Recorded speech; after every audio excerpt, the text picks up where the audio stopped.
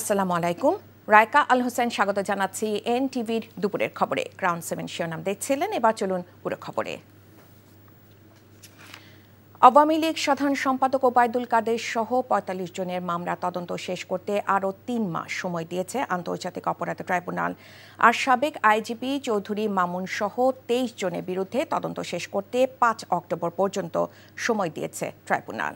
সকালে জুলাই হত্যায় মানবতাবিরোধী অপরাধের অভিযোগে সাবেক মন্ত্রী, এমপি ও ঊর্ধ্বতন কর্মকর্তা সহ ৩৯ জন আসামিকে আন্তর্জাতিক অপরাধ ট্রাইব্যুনালে হাজির করা হয়। আসামিদের কাশিমপুর, কেরানীগঞ্জ ও নারায়ণগঞ্জ কারাগার থেকে আনা হয়। আসামিদের মধ্যে আছেন সাবেক মন্ত্রী অ্যাডভোকেট আনিসুল হক, ডাক্তার দীপু মনি, আব্দুর রাজ্জাক, রাশেদ খান মেনন, হাসানুল হক, আমির হোসেন আমু, অ্যাডভোকেট কামরুল ইসলাম, প্রতিমন্ত্রী গোলাম দস্তগীর গাজী, কামাল আহমেদ মজুমদার ও জুনায়েদ আহমেদ পলক। এছাড়া সালমান এফ রহমান, তৌফিক ইলাহি চৌধুরী ও সাবেক বিচারপতি শামসুদ্দিন চৌধুরীকেও আনা হয়েছে।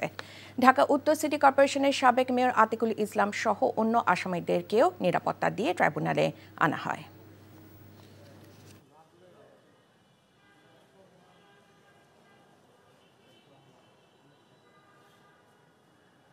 এই ৪৫ জন আসামির মধ্যে অলরেডি কয়েকজনের বিরুদ্ধে সেপারেট তদন্ত প্রতিবেদন দাখিল হয়েছে। আমরা মৌখিকভাবে তাদেরকে এই মামলা থেকে অব্যাহতিও চেয়েছিলাম, যেহেতু তার নামে তদন্ত প্রতিবেদন দাখিলের মাধ্যমে সেপারেট মামলা চলমান হয়েছে। এরকমভাবেই হবে, প্রত্যেকের জন্যই আলাদা আলাদাভাবে অথবা গ্রুপ করে করে তদন্ত প্রতিবেদন দাখিল হবে। রাজনৈতিক মতাদর্শের ঊর্ধ্বে থেকে যে সকল অফিসার সামরিক জীবনের বিভিন্ন স্তরে যোগ্য নেতৃত্ব প্রদানে সফল হয়েছেন, পদোন্নতি ক্ষেত্রে তাদের নির্বাচন করার নির্দেশনা দিয়েছেন প্রধান উপদেষ্টা অধ্যাপক ডক্টর মোহাম্মদ ইউনূস। সেনা সদর নির্বাচনী পর্ষদের উদ্বোধনকালে একথা বলেন তিনি। সেনা সদরে পৌঁছালে অন্তর্বর্তী সরকারের প্রধান উপদেষ্টাকে স্বাগত জানান সেনাপ্রধান জেনারেল ওয়াকারুজ্জামান সহ ঊর্ধ্বতন সামরিক কর্মকর্তারা। প্রথম পর্বের এই পদোন্নতি পর্ষদে সেনাবাহিনীর কর্নেল ও লেফটেন্যান্ট কর্নেল পদবীর যোগ্য কর্মকর্তারা পদোন্নতির জন্য বিবেচিত হবেন। প্রধান উপদেষ্টা তার বক্তব্যে মুক্তিযুদ্ধের সকল শহীদ, যুদ্ধাহত ও বীর মুক্তিযোদ্ধাদের, বিশেষ করে সামরিক বাহিনীর সদস্যদের আত্মত্যাগের কথা স্মরণ করেন। একই সাথে স্মরণ করেন ২৪শে গণঅভ্যুত্থানে শহীদ ও আহত ছাত্র জনতাকে। তিনি বলেন, সৎ, নীতিবান, পেশাদার ও নেতৃত্বের গুণাবলী সম্পন্ন অফিসাররাই পদোন্নতির দাবিদার। বিভিন্ন ক্ষেত্রে সেনাবাহিনীর ভূমিকার প্রশংসা করে বর্তমানে বেসামরিক প্রশাসনকে সহায়তার জন্য সেনাপ্রধান ও সেনাবাহিনীকে ধন্যবাদ জানান ডক্টর মোহাম্মদ ইউনূস। নির্বাচন পর্ষদ উদ্বোধন করায় প্রধান উপদেষ্টাকে ধন্যবাদ জানান সেনাপ্রধান। পরে পরিদর্শন বইয়ে স্বাক্ষর করেন ডক্টর ইউনূস।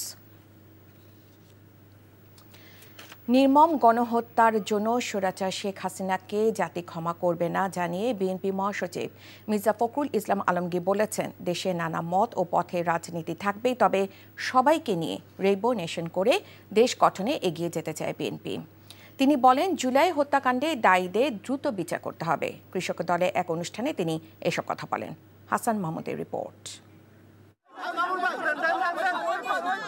জুলাই অভ্যুত্থানকে ঘিরে বিএনপি ও এর সহযোগী সংগঠনের মাসব্যাপী বহুমুখী কর্মসূচির অংশ হিসেবে রাজধানীর জিয়া উদ্যানে গাছের চারা রোপণ কর্মসূচি উদ্বোধন করেন বিএনপি মহাসচিব মির্জা ফখরুল ইসলাম আলমগীর।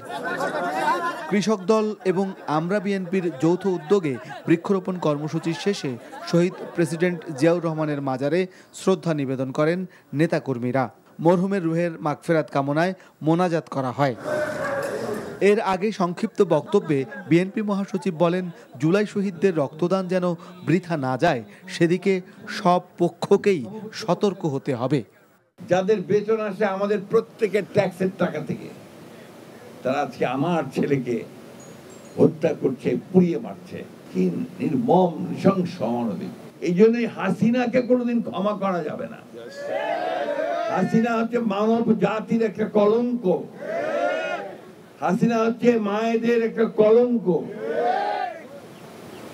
আমাদেরকে প্রথম কাজ হবে এদের বিচার করা। মির্জা আলমগীর বলেন, দেশে যার যার ভিন্ন ভিন্ন মতাদর্শ থাকবে, বহু মত ও বহু পথের মানুষের লক্ষ্য হবে গণতন্ত্র প্রতিষ্ঠিত করে দেশ সেবা করা। আমরা বিশ্বাস করি আপনার ভিন্ন মত থাকবে, বহুমাত্রিক মত থাকবে। কেউ গণতন্ত্রে বিশ্বাস করবে, কেউ সমাজতন্ত্রে বিশ্বাস করবে, কেউ আপনার ওয়েলফেয়ার স্টেটে বিশ্বাস করবে। এই সবগুলোকে মিলিয়ে আমরা একটা রেইনবো স্টেট একটা রামধনু যেভাবে অনেকগুলো রং নিয়ে ওঠে, সেরকম একটা রাষ্ট্র নির্মাণ করতে অনেক আগেই আমাদের দেশনেত্রী বেগম খালেদা জিয়া সেই স্বপ্ন দেখেছিলেন। বিএনপির পক্ষ থেকে জুলাই শহীদ ও আহতদের জন্য তহবিল গঠন করার কথাও জানান মির্জা ফখরুল। Hasan Mahmud, NTV news, Dhaka. প্রশাসনে বিভিন্ন স্তরে এখনও স্বৈরাচারে দোসররা রয়ে গেছে, যে কারণে সরকারের অনেক উদ্যোগ মাঠ পর্যায়ে পৌঁছাচ্ছে না বলে অভিযোগ করেছেন জাতীয় নাগরিক পার্টির আহ্বায়ক নাহিদ ইসলাম। চট্টগ্রামে জুলাই শহীদ পরিবারের সাথে আলাপকালে এসব কথা বলেন তিনি। সকালে রাঙামাটির উদ্দেশ্যে জুলাই পদযাত্রা শুরুর আগে চট্টগ্রামে জুলাই শহীদ পরিবারের সাথে দেখা করেন এনসিপি নেতারা। এ সময় শহীদ পরিবারের সদস্যরা অবজ্ঞা অবহেলার শিকার হচ্ছেন বলে অভিযোগ করেন তিনি। দুপুরে রাঙামাটি শিল্পকলা একাডেমিতে পৌঁছায় এনসিপির নেতাকর্মীরা। সেখান থেকে শুরু হয় পদযাত্রা। পরে শহরের বনরূপা চত্বরে পথসভায় যোগ দেন এনসিপির শীর্ষ নেতারা।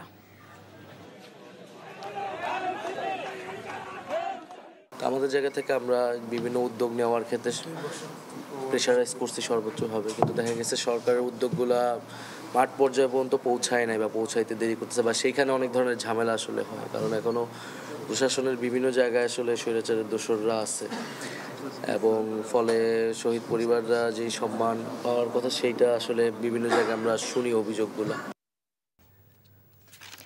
গোপালগঞ্জে এনসিপির সমাবেশে হামলা ও সংঘর্ষের পর সেখানকার কারফিউ শেষে আজ ভোর 6টা থেকে রাত 8টা পর্যন্ত জেলায় চলছে 144 ধারা। জেলার আইনশৃঙ্খলা পরিস্থিতি নিয়ন্ত্রণে রাখতে জেলা ম্যাজিস্ট্রেট ও জেলা প্রশাসক মোহাম্মদ কামরুজ্জামান গত রাতে 144 ধারা জারি করেন। সকাল থেকে সীমিত আকারে ব্যবসা প্রতিষ্ঠান খুলেছে, চলছে যানবাহন। এর মধ্যে আইনশৃঙ্খলা রক্ষাকারী বাহিনী সতর্ক অবস্থানে রয়েছে।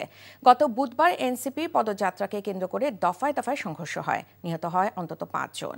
উদ্ভূত পরিস্থিতিতে জেলা প্রশাসন আইনশৃঙ্খলা পরিস্থিতি নিয়ন্ত্রণে এই সিদ্ধান্ত নেয়। এর মাধ্যমে জেলায় যে কোনো ধরনের সভা সমাবেশ নিষিদ্ধ থাকলেও এইচএসসি পরীক্ষার্থী, জরুরি সেবা সমূহ ও সরকারি অফিস আদালত 144 ধারার বাইরে রয়েছে।